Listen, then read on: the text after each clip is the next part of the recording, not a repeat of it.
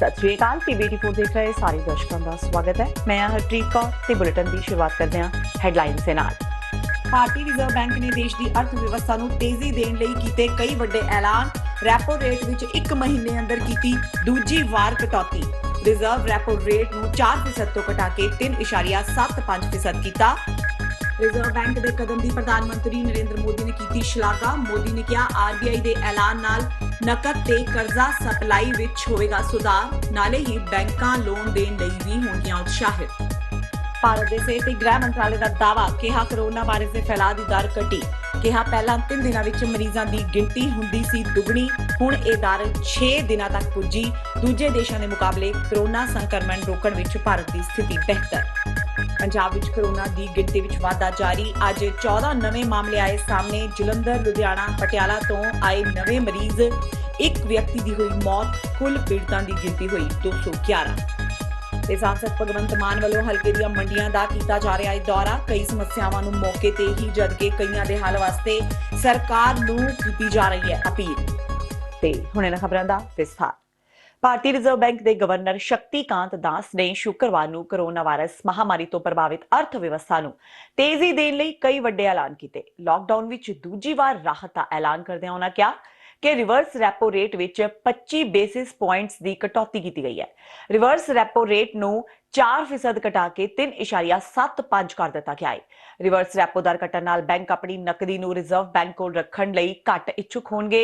इस नाल बैंकां कोल नकदी की उपलब्धता वधेगी ते बैंक अर्थव्यवस्था के उत्पादक खेत्रां नूं वध कर्जा देण लई उत्साहित होणगे। कोरोना वायरस कारण हुण रिवर्स रैपो रेट विच 1 महीने अंदर दूजी वार कटौती की गई है। बीती 27 मार्च नूं रिजर्व बैंक ने reverse rapport rate which 90 basis point की कटौती की सी। Accordingly, it has been decided to provide special refinance facilities for a total amount of rupees 50,000 crores to NABARD, SIDBI and NHB to enable them to meet sectoral credit needs. This will comprise of rupees 25,000 crore to NABARD for refinancing regional rural banks, that is RRBs and cooperative banks and microfinancial institutions. Rupees 15,000 crore will flow to SIDBI for on-lending and refinancing, and as you know, SIDBI will be lending this money to, by way of providing refinance to scheduled commercial banks as well as to other financial entities, NBFCs, MFIs, etc., who sanction loans to the MSME segment of the economy. And NHB will be allotted rupees 10,000 crore for supporting housing finance companies, HFCs. Now these amounts which I announced, that is totally 50,000 crore, of which 25,000 crore goes to NABARD, 15,000 crore goes to SIDBI and 10,000 crore goes to NHB. These amounts have been determined and decided in consultation with these institutions. Should there be additional requirement by these institutions, and again depending on and based on the actual utilization of resources provided, funds provided by the liquidity provided by the RBI, if there is a further requirement, the RBI will assess the situation, review it and take further measures to step up this level of liquidity support. Reserve bank of India के ऐलान बारे प्रधानमंत्री नरेंद्र मोदी ने भी एक tweet किया है। मोदी ने कहा कि रिजर्व बैंक ऑफ इंडिया के ऐलान नाल नकद अते कर्जा सप्लाई विच सुधार होवेगा। यह कदम साडे छोटे कारोबारियां, MSMEs, किसानां ते गरीबां दी सहायता करनगे। AWMA दी सीमा वधा के सारे सूबियां दी भी सहायता करेगा। कोरोना वायरस हर दिन हजारां लोकां नूं अपनी लपेट विच लै रहा है। हुण तक विश्व भर विच 1,43,000 तो वध लोकां दी इस वायरस कारण मौत हो चुकी है। यह अंकड़ा भारत विच भी तेजी नाल वध रहा है। मरीजां विच कोरोना दे लक्षणां दे संबंध विच वख-वख दावे कीते जांदे ने।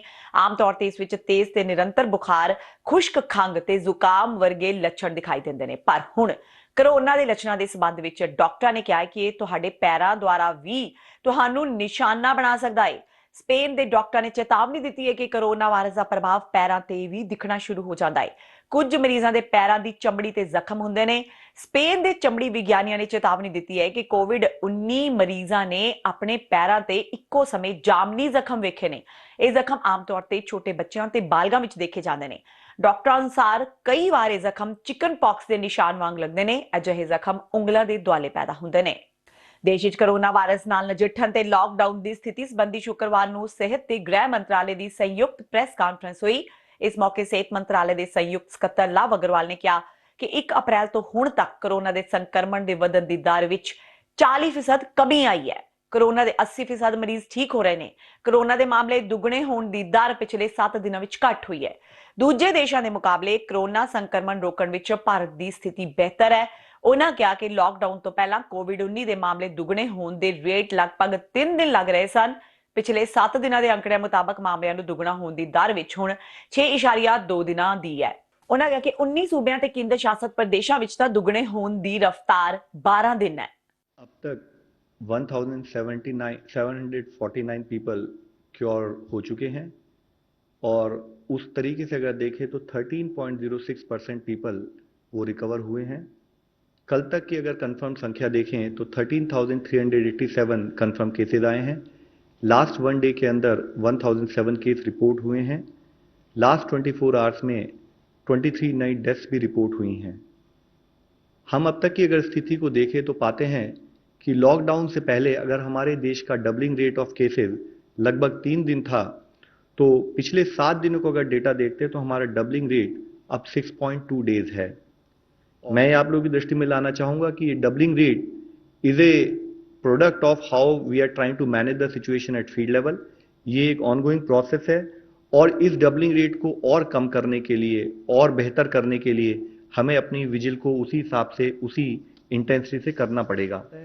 तो अगर हम इस डेटा को भी देखें तो पाते हैं कि अगर हम 1 अप्रैल से 1.2 के एवरेज ग्रोथ फैक्टर को देख रहे हैं, जबकि इससे 2 हफ्ते पहले यही ग्रोथ फैक्टर 2.1 एवरेज था 15 मार्च से 31 मार्च तक, तो हम पाते हैं कि करीब 40% डिक्लाइन हुआ है ग्रोथ फैक्टर में। और ये डिक्लाइन भी तब हुआ है जब एक साथ हम लोग दूसरी तरफ से प्रयत्न करके नंबर ऑफ केसेस जहां पर सैंपल्स कलेक्ट हो रहे हैं, सारी और ILI के केसेस के भी सैंपल कलेक्ट हो रहे हैं, तो हम अपना नंबर ऑफ सैंपल देश में बढ़ाते आ रहे हैं। ਕਸ਼ਮੀਰ ਦੇ ਕੁਪਵਾੜਾ ਵਿੱਚ ਆਪਣੇ ਦੌਰੇ ਲਈ ਪਹੁੰਚੇ ਭਾਰਤੀ ਫੌਜ ਮੁਖੀ ਮਨੋਜ ਮੁਕੰਦ ਨਰਵਾਣੇ ਨੇ ਪਾਕਿਸਤਾਨ ਦੀਆਂ ਫੌਜੀ ਕਾਰਵਾਈ ਦੀਆਂ ਆਲੋਚਨਾ ਕੀਤੀ ਹੈ। ਕੋਰੋਨਾ ਦੇ ਸੰਕਟ ਕਾਲ ਵਿੱਚ ਪਾਕਿਸਤਾਨੀ ਘੁਸਪੈਠ ਦੀਆਂ ਘਟਨਾਵਾਂ ਤੇ ਫੌਜ ਮੁਖੀ ਨੇ ਕਿਹਾ ਹੈ ਕਿ ਅਜਿਹੇ ਸਮੇਂ ਜਦੋਂ ਭਾਰਤ ਆਪਣੇ ਦੇਸ਼ ਤੇ ਦੂਜੇ ਦੇਸ਼ਾਂ ਦੇ ਲੋਕਾਂ ਦੀ ਮਦਦ ਕਰ ਰਿਹਾ ਹੈ, ਉਸ ਸਮੇਂ ਪਾਕਿਸਤਾਨ ਆਤੰਕ ਦੀ ਸਾਜ਼ਿਸ਼ ਵਿੱਚ ਜੁਟਿਆ ਹੋਇਆ ਹੈ। ਸ਼ੁੱਕਰਵਾਰ ਨੂੰ ਫੌਜ ਮੁਖੀ ਨੇ ਕੁਪਵਾੜਾ ਵਿੱਚ ਕਿਹਾ, ਦੁਨੀਆ ਭਰ ਵਿੱਚ ਕੋਰੋਨਾ ਦੀ ਜੰਗ ਦਰਮਿਆਨ ਭਾਰਤ ਅੱਜ ਸਿਰਫ ਆਪਣੇ ਹੀ ਨਹੀਂ ਸਗੋਂ ਹੋਰ ਦੇਸ਼ਾਂ ਦੇ ਲੋਕਾਂ ਦੀ ਵੀ ਮਦਦ ਕਰ ਰਿਹਾ ਹੈ। ਦੁਨੀਆ ਵਿੱਚ ਦਵਾਈਆਂ ਦੀ ਕਮੀ ਤੇ ਡਾਕਟਰੀ ਸੇਵਾਵਾਂ ਦੇ ਸੰਕਟ ਦਰਮਿਆਨ ਭਾਰਤ ਜਿੱਥੇ ਸਾਰੇ ਦੇਸ਼ਾਂ ਨੂੰ ਕੋਰੋਨਾ ਤੋਂ ਉਭਰਨ ਵਿੱਚ ਮਦਦ ਦੇਣ ਵਿੱਚ ਜੁਟਿਆ ਹੋਇਆ ਹੈ, ਉੱਥੇ ਹੀ ਪਾਕਿਸਤਾਨ ਅਜੇ ਵੀ ਆਤੰਕ ਦੀ ਸਾਜ਼ਿਸ਼ ਨਾਲ ਕਸ਼ਮੀਰ ਨੂੰ ਅਸ਼ਾਂਤ ਕਰਨ ਵਿੱਚ ਜੁਟਿਆ ਹੋਇਆ ਹੈ। We had an infiltration attempt which was successfully foiled and we were able to kill all 5 terrorists who were attempting to infiltrate. Unfortunately, we also lost 1 KCO and 4 very gallant boys. But we have definitely been able to foil this infiltration attempt. This attempt was being made under very difficult conditions with snowfall, and the area from which they came, it would not have been possible without the active support and collusion of the Pakistani army, and they continue with these designs to foment trouble in our country.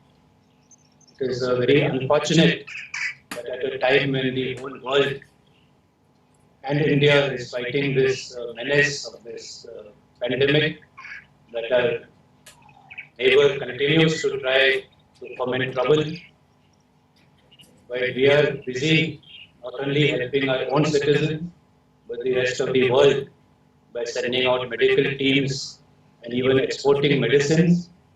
On the other hand, Pakistan is only exporting terror, which does not augur well, and the responsibility for maintaining peace, the onus is on Pakistan.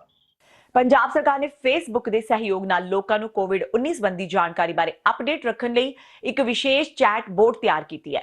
ਇਸ ਦੀ ਜਾਣਕਾਰੀ ਮੁੱਖ ਮੰਤਰੀ captain Amarinder Singh ਵੱਲੋਂ ਬਾਕਾਇਦਾ ਆਪਣੇ Twitter account ਤੇ ਦਿੱਤੀ ਗਈ। ਇਸ ਬਾਰੇ ਜਾਣਕਾਰੀ ਦਿੰਦਿਆਂ ਪੰਜਾਬ ਸਰਕਾਰ ਦੇ ਬੁਲਾਰੇ ਨੇ ਦੱਸਿਆ ਕਿ ਇਹ ਚੈਟ ਬੋਰਡ ਪੰਜਾਬ ਸਰਕਾਰ ਦੇ ਫੇਸਬੁੱਕ ਪੇਜ ਉੱਤੇ ਉਪਲਬਧ ਹੈ। ਉਹਨਾਂ ਅੱਗੇ ਕਿਹਾ ਕਿ ਇਸ ਪੰਨੇ ਦੇ ਮੈਸੇਜ ਬਟਨ ਤੇ ਕਲਿੱਕ ਕਰਕੇ ਇਸ ਚੈਟ ਬੋਰਡ ਦੀ ਵਰਤੋਂ ਕੀਤੀ ਜਾ ਸਕਦੀ ਹੈ। ਇਸ ਚੈਟ ਬੋਰਡ ਤੇ ਉਪਲਬਧ ਵਿਸ਼ੇਸ਼ਤਾਵਾਂ ਬਾਰੇ ਦੱਸਦਿਆਂ ਬੁਲਾਰੇ ਨੇ ਕਿਹਾ ਕਿ ਇਹ ਸਹੂਲਤ ਜਿਵੇਂ ਹੀ ਤੁਸੀਂ ਸੁਨੇਹਾ ਭੇਜਦੇ ਹੋ ਜਵਾਬ ਦੇਣਾ ਸ਼ੁਰੂ ਕਰ ਦਿੰਦੀ ਹੈ। ਸ਼ੁਰੂਆਤੀ ਸੰਵਾਦ ਵਿੱਚ ਇਹ 3 ਬਦਲ ਵਿਚਕਾਰ ਚੋਣ ਕਰਨ ਦੀ ਪੇਸ਼ਕਸ਼ ਕਰਦੀ ਹੈ, ਜਿਨ੍ਹਾਂ ਵਿੱਚ ਕੋਵਿਡ-19 ਜਾਣਕਾਰੀ, ਜ਼ਰੂਰੀ ਦੁਕਾਨਾਂ ਤੇ ਭਾਸ਼ਾ ਦੀ ਚੋਣ ਸ਼ਾਮਿਲ ਨੇ। ਇਹ ਚੈਟਬੋਟ ਪੰਜਾਬੀ, ਹਿੰਦੀ ਤੇ ਅੰਗਰੇਜ਼ੀ ਭਾਸ਼ਾ ਵਿੱਚ ਸਹੂਲਤ ਮੁਹੱਈਆ ਕਰਵਾਉਂਦੀ ਹੈ। ਪੰਜਾਬ ਭਰ ਵਿੱਚ ਕੋਰੋਨਾ ਦਾ ਕਹਿਰ ਜਾਰੀ ਹੈ ਤੇ ਹਰ ਰੋਜ਼ ਨਵੇਂ ਪੋਜ਼ਿਟਿਵ ਮਰੀਜ਼ ਸਾਹਮਣੇ ਆ ਰਹੇ ਨੇ। ਅੱਜ ਲੁਧਿਆਣਾ ਦੇ ਪਾਇਲ ਸ਼ਹਿਰ ਦੇ ਰਹਿਣ ਵਾਲੇ 58 ਸਾਲਾ ਮਾਲ ਵਿਭਾਗ ਦੇ ਕਾਨੂੰਗੋ ਗੁਰਮੇਲ ਸਿੰਘ, ਜੋ ਕਿ ਕੋਰੋਨਾ ਪੋਜ਼ਿਟਿਵ ਸੀ, ਦੀ ਮੌਤ ਹੋ ਗਈ। ਕੋਰੋਨਾ ਵਾਇਰਸ ਨਾਲ ਇਹ ਪੰਜਾਬ ਵਿੱਚ 15ਵੀਂ ਮੌਤ ਹੈ। ਤੇ ਹੁਣ ਵੇਲਾ ਹੋ ਗਿਆ ਬ੍ਰੇਕ ਦਾ। ਬਾਕੀ ਦੀਆਂ ਖਬਰਾਂ ਇਸ ਬ੍ਰੇਕ ਤੋਂ ਬਾਅਦ।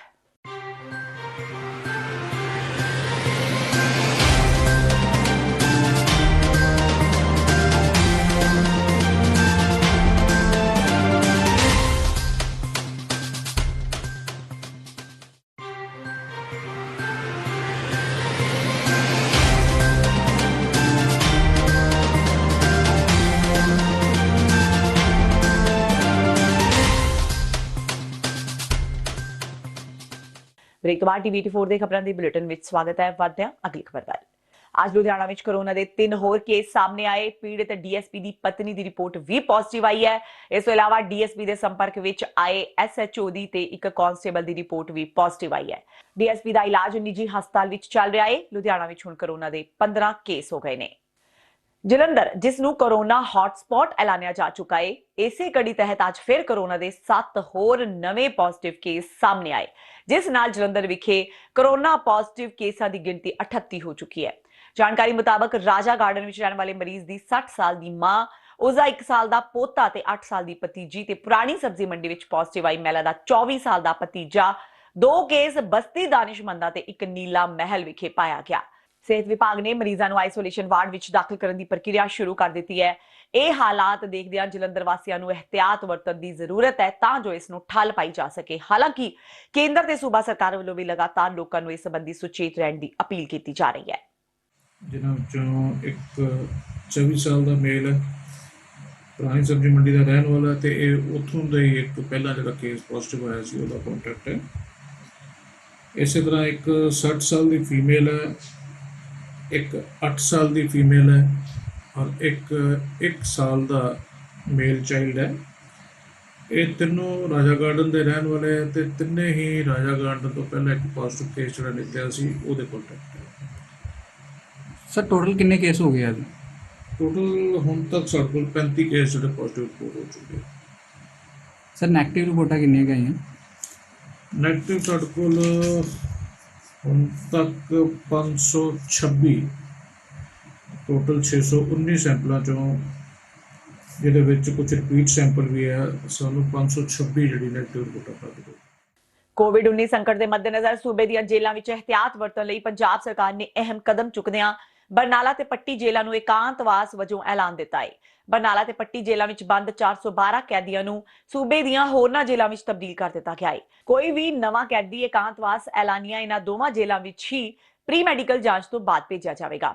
ਜਿਵੇਂ ਸੰਸਾਰ ਭਰ ਵਿੱਚ ਆਪਾਂ ਨੂੰ ਪਤਾ ਹੈ ਕਿ ਕਰੋਨਾ ਵਾਇਰਸ ਦੀ ਬਿਮਾਰੀ ਦਾ ਕਾਫੀ ਪ੍ਰਕੋਪ ਹੈਗਾ ਤੇ ਉਸ ਨੂੰ ਧਿਆਨ ਵਿੱਚ ਰੱਖਦੇ ਹੋਏ ਪੰਜਾਬ ਗਵਰਨਮੈਂਟ ਵੱਲੋਂ ਪੰਜਾਬ ਦੇ ਵਿੱਚ 2 ਜੇਲ੍ਹਾਂ ਸਪੈਸ਼ਲ ਜੇਲ੍ਹਾਂ ਡਿਕਲੇਅਰ ਕੀਤੀਆਂ, ਜਿਹਦੇ ਵਿੱਚ ਕਿ ਜਿਹੜੇ ਨਵੇਂ ਕ੍ਰਿਮੀਨਲ ਬੰਦੇ ਆਉਂਦੇ ਆ ਉਹਨਾਂ ਬੰਦੀਆਂ ਨੂੰ ਦੂਸਰੇ ਜਿਹੜੇ ਪਹਿਲਾਂ ਬੰਦੀ ਰਹਿ ਰਹੇ ਆ, ਤੰਦਰੁਸਤ ਬੰਦੀ ਰਹਿ ਰਹੇ ਆ, ਉਹਨਾਂ ਦੇ ਵਿੱਚ ਮਿਕਸਅਪ ਹੋਣ ਤੋਂ ਰੋਕਣ ਦੇ ਕਾਰਨ ਇਹ 2 ਜੇਲ੍ਹਾਂ ਬਣਾਈਆਂ, ਸਬ ਜੇਲ੍ਹ ਪੱਟੀ ਔਰ ਜ਼ਿਲ੍ਹਾ ਜੇਲ੍ਹ ਬਰਨਾਲਾ। ਤੇ ਹੁਣ ਜਿੰਨੇ ਵੀ ਨਵੇਂ ਬੰਦੇ ਆਉਣਗੇ ਪੂਰੇ ਪੰਜਾਬ ਭਰ ਤੋਂ, ਉਹ ਸਬ ਜੇਲ੍ਹ ਪੱਟੀ ਤੇ ਬਰਨਾਲਾ ਜੇਲ੍ਹ ਵਿੱਚ ਹੀ ਦਾਖਲ ਕੀਤੇ ਜਾਣ। ਕਿੰਨੇ ਕੈਦੀ ਸਰ ਬਰਨਾਲਾ ਜੇਲ੍ਹ ਤੋਂ ਕਿਹੜੀਆਂ ਜੇਲ੍ਹਾਂ ਦੇ ਵਿੱਚ ਸ਼ਿਫਟ ਕੀਤੇ? ਅੱਜ 193 ਪ੍ਰਿਜ਼ਨਰ ਆਪਾਂ ਜ਼ਿਲ੍ਹਾ ਜੇਲ੍ਹ ਬਰਨਾਲਾ ਤੋਂ ਸੈਂਟਰਲ ਜੇਲ੍ਹ ਬਠਿੰਡਾ ਤਬਦੀਲ ਕੀਤੇ ਹਨ ਤੇ 99 ਪ੍ਰਿਜ਼ਨਰ ਜਿਹੜੇ ਹੈਗੇ ਉਹ ਨਿਊ ਜੇਲ੍ਹ ਨਾਭਾ ਤਬਦੀਲ ਕੀਤੇ। ਇਸ ਸਮੇਂ ਇਸ ਜੇਲ੍ਹ ਦੇ ਵਿੱਚ ਅੱਜ ਸਵੇਰ ਦੀ ਜੇਲ੍ਹ ਦੀ ਓਪਨਿੰਗ ਸੀ 327 ਬੰਦੀ, ਤੇ ਜਿਹਦੇ ਵਿੱਚੋਂ 35 ਬੰਦੀ ਸਾਡੇ ਕੋਲ ਰਹਿ ਗਏ ਜਿਹੜੇ ਕੋਈ ਐਡਮ ਦੇਖਣ ਵਾਸਤੇ, ਜਿਵੇਂ ਕਿ ਖਾਣਾ ਬਣਾਉਣਾ, ਸਫਾਈ ਵਗੈਰਾ। ਜਿਹੜੇ ਨਵੇਂ ਕੈਦੀ ਸਰ ਉਹ ਹੋਣਗੇ ਉਹਨਾਂ ਦਾ ਸਪੈਸ਼ਲ ਕੋਈ ਚੈੱਕਅਪ ਕਰਕੇ ਵੀ ਉਹਨਾਂ ਦੀ ਦਾਖਲ? ਬਿਲਕੁਲ, ਇੱਕ ਬਾਹਰ ਅਸੀਂ ਇੱਕ ਰੂਮ ਬਣਾਇਆ, ਉਹਦੇ ਵਿੱਚ ਡਾਕਟਰ ਸਾਹਿਬ ਉੱਥੋਂ ਹੀ ਮੈਡੀਕਲ ਚੈੱਕਅਪ ਕਰਕੇ ਜੇ ਬੰਦੇ ਦੇ ਵਿੱਚ ਕੋਵਿਡ-19 ਦੇ ਕੋਈ ਸਿਮਟਮ ਨਹੀਂ ਹੋਣਗੇ ਤਦ ਹੀ ਬੰਦੇ ਨੂੰ ਅੰਦਰ ਲਿਆ ਜਾਊਗਾ, ਅਦਰਵਾਈਜ਼ ਉਹਨੂੰ ਮਤਲਬ ਬਾਹਰ ਸਿਵਲ ਹਸਪੀਟਲ ਬਰਨਾਲਾ ਵਿਖੇ ਭੇਜਾਂਗੇ ਜਾਂ ਜੋ ਸੂਟੇਬਿਲਿਟੀ ਹੋਵੇ। ਇੱਥੇ ਸਰ ਜਿਹੜੇ ਨਵੇਂ ਬੰਦੀ ਆਉਣਗੇ ਉਹਨਾਂ ਲਈ ਸਪੈਸ਼ਲ ਅਲੱਗ ਤੌਰ ਤੇ ਵੀ ਇਹਨੂੰ ਰੱਖਿਆ? ਬਿਲਕੁਲ, ਉਹਨਾਂ ਨੂੰ ਅਲੱਗ ਤੌਰ ਤੇ ਰੱਖਿਆ ਗਿਆ ਔਰ ਉਹਨਾਂ ਨੂੰ ਆਪਾਂ 14 ਦਿਨ ਅਲੱਗ ਰੱਖਾਂਗੇ, 7 ਦਿਨ ਇੱਕ ਵਾਰ, 7 ਦਿਨ ਫਿਰ ਦੂਸਰੇ ਵਾਰ ਦੇ ਵਿੱਚ, ਤੇ 14 ਦਿਨਾਂ ਬਾਅਦ ਆਪਾਂ ਜਿਹੜੇ ਬਾਕੀ ਪੁਰਾਣੇ ਬੰਦੀ ਆ ਉਹਨਾਂ ਦੇ ਵਿੱਚ ਨਾਲ ਉਹਨਾਂ ਨੂੰ ਭੇਜਾਂਗੇ।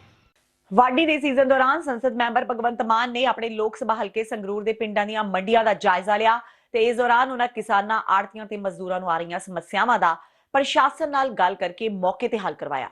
ਮਾਨ ਨੇ ਸਰਕਾਰ ਤੋਂ ਅਪੀਲ ਕਰਦਿਆਂ ਕਿਹਾ ਕਿ ਕਰੋਨਾ ਵਾਇਰਸ ਦੇ ਚਲਦਿਆਂ ਕਿਸਾਨਾਂ ਦੀਆਂ ਮੁਸ਼ਕਲਾਂ ਦਾ ਹੱਲ ਪਹਿਲ ਦੇ ਆਧਾਰ ਤੇ ਕੀਤਾ ਜਾਵੇ। ਜੋ ਖਰੀਦ ਪੱਖੋਂ ਥੋੜੇ ਐਫਸੀਆਈ ਦੀ ਪ੍ਰੋਬਲਮ ਸੀ, ਕੋਈ ਟਰੱਕਾਂ ਵਾਲਿਆਂ ਨਾਲ ਉਹਨਾਂ ਦਾ ਇਸ਼ੂ ਸੀਗਾ। ਏਡੀਸੀ ਸਾਹਿਬ ਨਾਲ ਮੈਂ ਗੱਲ ਕੀਤੀ ਤੇ ਅੱਜ 3 ਵਜੇ ਐਫਸੀਆਈ ਵੀ ਜਿਹੜੀ ਆਪਣੀ ਬੋਲੀ ਤੇ ਆਪਣਾ ਬਾਰਦਾਨਾ ਲੈ ਕੇ ਆ ਰਹੀ ਹੈ, ਤਾਂ ਕਲੀਅਰੈਂਸ ਜਿਹੜੀ ਹੈ ਉਹ ਛੇਤੀ ਹੋਣ ਲੱਗ ਜੂਗੀ। ਹੁਣ ਤੇ ਕੁਝ ਬਾਰਦਾਨੇ ਦੀ ਕਮੀ ਆ ਰਹੀ ਹੈ ਕਿ ਕੱਲ ਜਿਵੇਂ ਘਰਾਚੋਂ ਮੈਂ ਮੰਡੀ 'ਚ ਗਿਆ ਸੀਗਾ, ਮਾਲ ਸਾਰਾ ਪੱਖਾ ਲੱਗ ਗਿਆ, ਸਭ ਕੁਝ ਹੋ ਗਿਆ, ਬੋਲੀ ਲੱਗ ਗਈ, ਪਰ ਬਾਰਦਾਨੇ ਦੀ ਕਮੀ ਕਰਕੇ ਨਹੀਂ ਚੱਕਿਆ ਗਿਆ। ਕੱਲ ਅੱਜ ਚੱਕਣਗੇ। ਸੋ ਜੇ ਆਪਾਂ ਕਿਉਂਕਿ ਪਲਾਨ ਇਹ ਬਣਾਇਆ ਸੀਗਾ ਗਵਰਨਮੈਂਟ ਨਾਲ ਮਿਲ ਕੇ ਅਸੀਂ ਕਿ ਜਿੰਨੇ ਕੂਪਨ ਜਾਰੀ ਕਰੋਗੇ ਉਸੇ ਦਿਨ 7 ਵਜੇ ਤੱਕ ਕਲੀਅਰ ਹੋਣੇ ਚਾਹੀਦੇ ਨੇ ਮੰਡੀ, ਤਾਂ ਕਿ ਅਗਲੇ ਕੂਪਨਾਂ ਵਾਸਤੇ ਜਗ੍ਹਾ ਬਣ ਜੇ। ਤਾਂ ਫਿਰ ਜੇ ਜਿਵੇਂ ਸ਼ੇਰੋਂ ਮੰਡੀ ਕੱਲ ਸਿਰਫ 2 ਢੇਰੀਆਂ ਨੂੰ ਬੋਲੀ ਲੱਗੀ ਹੈ, ਬਾਕੀ ਸਾਰਾ ਮੋਇਸਚਰ ਕਹਿ ਕੇ ਉਹ ਛੱਡ ਗਏ। ਤਾਂ ਏਡੀ ਸਾਹਿਬ ਨਾਲ ਗੱਲ ਕੀਤੀ, ਉਹ ਵੀ ਬੋਲੀ ਅੱਜ ਲੱਗ ਜੂਗੀ। ਤਾਂ ਇਹ ਨਾ ਹੋਵੇ ਨਾ ਕਿ 100 ਚੋਂ 2 ਢੇਰੀ ਲੱਗ ਰਹੀ ਹੈ ਤੇ 100 ਚੋਂ 2 ਢੇਰੀਆਂ ਦੀ ਬੋਲੀ ਲੱਗ ਰਹੀ ਹੈ, 98 ਬਚ ਰਹੀਆਂ ਨੇ। ਅਗਲੇ ਦਿਨ ਫੇਰ 100 ਆਉਣਗੀਆਂ, ਤਾਂ 198 ਹੋਣਗੇ। ਤਾਂ ਮੰਡੀਆਂ ਦੇ ਓਵਰਫਲੋ ਹੋਣ ਦਾ ਜਾਂ ਸੋਸ਼ਲ ਡਿਸਟੈਂਸਿੰਗ ਦਾ ਜਿਹੜਾ ਫੈਸਲਾ ਉਹਦੀ ਕਿਤੇ ਨਾ ਕਿਤੇ ਫਿਰ ਉਲੰਘਣਾ ਹੋ ਜੂਗੀ। ਸੋ ਮੈਂ ਖੁਦ ਵੀ ਪਾਸ ਬਣਾਇਆ ਹੋਇਆ ਕਰਫਿਊ ਦਾ, ਇੱਕ ਮੇਰਾ ਤੇ ਇੱਕ ਜਿਹੜਾ ਮੇਰੇ ਨਾਲ ਮੁੰਡਾ ਅਸਿਸਟੈਂਟ ਹੈ, ਦੋਨੋਂ ਅਲੱਗ-ਅਲੱਗ ਗੱਡੀਆਂ ਚਲਾਉਂਦੇ ਆ। ਇਕੱਲਾ ਗੱਡੀ ਚਲਾਉਂਦਾ ਮੈਂ, ਉਹ ਵੀ ਇਕੱਲਾ ਗੱਡੀ ਚਲਾਉਂਦਾ। ਕੋਈ ਗਨਮੈਨ ਜਾਂ ਕੋਈ ਅਸੀਂ ਇੱਥੇ ਕਿਸੇ ਨੂੰ ਦੱਸਿਆ ਨਹੀਂ ਹੋਇਆ, ਕਿਸੇ ਵਲੰਟੀਅਰ ਜਾਂ ਵਰਕਰ ਨੂੰ ਇੱਦਾਂ ਹੀ ਆ ਜਾਂਦੇ, ਕਿਉਂਕਿ ਜੇ ਪਹਿਲਾਂ ਦੱਸ ਦਈਏ ਫਿਰ ਰਸ਼ ਹੋ ਜਾਂਦਾ। ਸੋ ਫਿਰ ਅਸੀਂ ਉਹ ਕਾਨੂੰਨ ਤੋੜਾਂਗੇ, ਫਿਰ ਅਸੀਂ ਲੋਕਾਂ ਨੂੰ ਕਾਨੂੰਨ ਪਾਲਣਾ ਕਰਨ ਵਾਸਤੇ ਕਿਵੇਂ ਕਹਿ ਸਕਦੇ। ਸੋ ਮੈਂ ਉਹਨਾਂ ਵਾਂਗੂ ਨਹੀਂ ਕਰਦਾ ਜਿਹੜੇ ਰੀਬਨ ਕੱਟਦੇ ਫਿਰਦੇ ਆ ਮੰਡੀਆਂ ਦੇ ਵਿੱਚ ਜਾਂ ਕਾਫਲੇ ਲੈ ਕੇ ਵੱਡੇ ਤੇ ਰਾਜਨੀਤੀਆਂ ਕਰਦੇ ਫਿਰਦੇ। ਇਹ ਇਸ ਤਰ੍ਹਾਂ ਨਹੀਂ ਚਾਹੀਦਾ। ਇਹ ਵਕਤ ਕਿਸੇ ਨੂੰ ਨੀਚਾ ਦਿਖਾਉਣ ਦਾ ਜਾਂ ਰਾਜਨੀਤੀ ਕਰਨ ਦਾ ਜਾਂ ਕਿਸੇ ਤੋਂ ਉੱਪਰ ਉੱਠਣ ਦਾ ਨਹੀਂ। ਇਹ ਵਕਤ ਹੈਗਾ ਕਰੋਨੇ ਨਾਲ ਲੜਾਈ ਲੜਨ ਦਾ ਤੇ ਫਸਲਾਂ ਦੀ ਸਾਂਭ ਸੰਭਾਲ ਹੋ ਜੇ, ਮੌਸਮ ਪ੍ਰਮਾਤਮਾ ਕਰੇ ਠੀਕ ਰਵੇ।